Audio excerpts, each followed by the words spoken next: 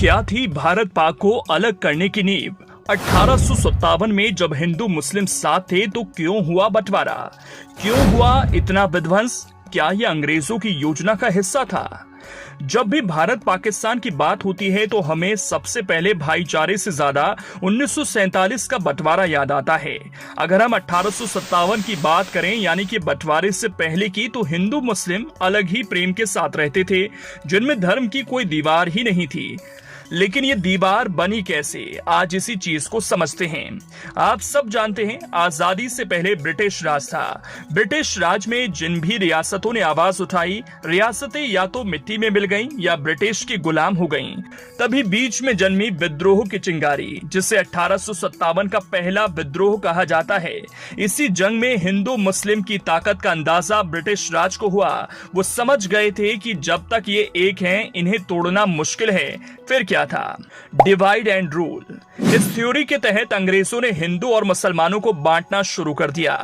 Divide and rule के concept पर धीरे धीरे नफरत का बीज पनपने लगा, धर्म की दीवारें खड़ी हुई। इसी रूल एंड डिवाइड की नीति ने भाईचारे को एक तरफ रखते हुए शक का बीज बो दिया था, जो भारत पाकिस्तान विभाजन में अहम भूमिका में रहा।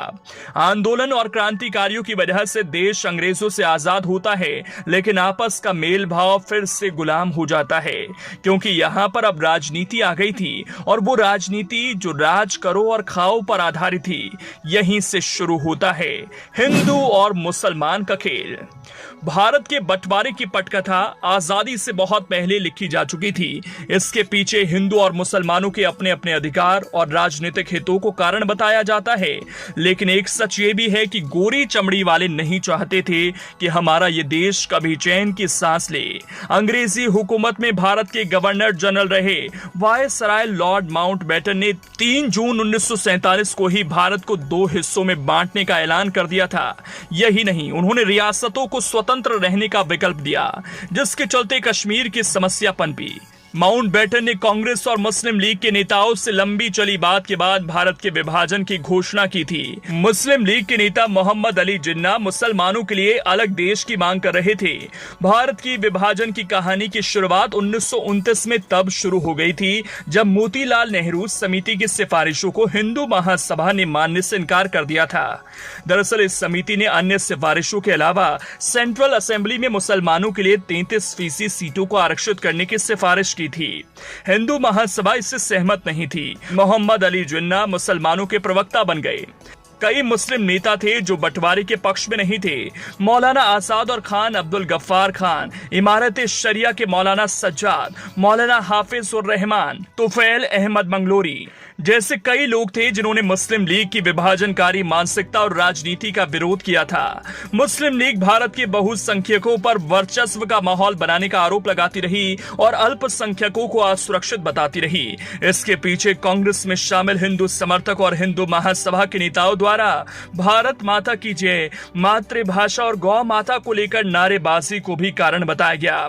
1932 में गांधी अंबेडकर समझौता हुआ, जिसे पुणे पैक्ट भी कहा जाता है। इसमें हरिजनों के लिए सीटें आरक्षित करने की बात थी। इसकी वजह से सवर्णों के अलावा मुसलमानों की भी बेचैनी बढ़ गई थी।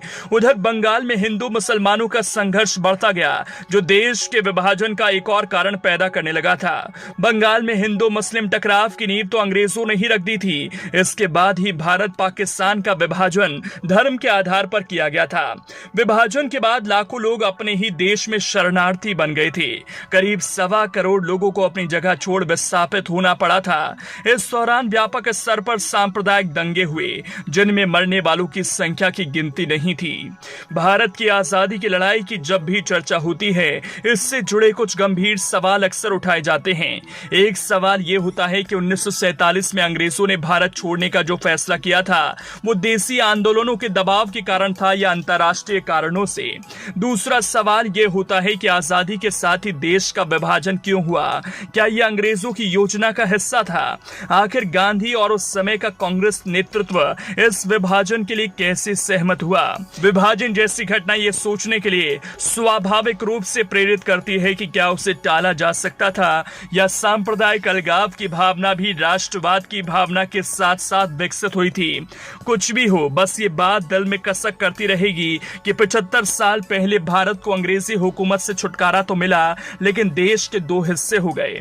ये खास रिपोर्ट प्रीति रावत ने लिखी है। आपको अगर हमारी ये खास रिपोर्ट पसंद आए तो लाइक, शेयर, कमेंट जरूर कीजिए। Bureau report, Infodesk 24।